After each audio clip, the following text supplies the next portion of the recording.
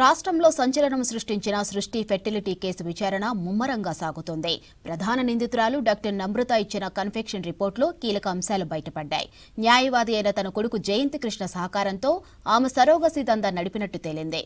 ఇక తాను నేరం చేసినట్టు ఒప్పుకున్నారు నమ్రత.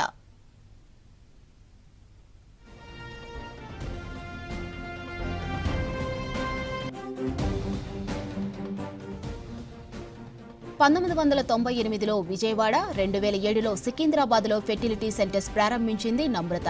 విశాఖపట్నంలో హాస్పిటల్ పెట్టి పిల్లలు లేని దంపతుల నుండి 20 నుండి 30 లక్షలు వసూలు చేశానని ఆమె అంగీకరించారు.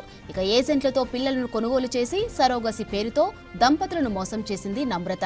గర్భాలను తొలగించుకునేందుకు వచ్చే మహిళలను ట్రాప్ చేసి వారికి డబ్బుల ఆశ చూపి ప్రసవం తర్వాత పిల్లలను కొనుగోలు చేసింది. ఈ పిల్లలను సరోగస్ ద్వారా పుట్టారని దంపతులకు అప్పగించింది.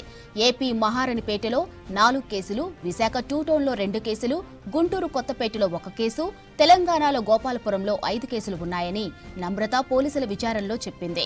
ప్రసవం తర్వాత పేద గర్భిణీల నుంచి శిశువుల కొనుగోలులో A6 సంతోషి కీలక పాత్ర పోషించినట్టు గుర్తించారు పోలీసులు.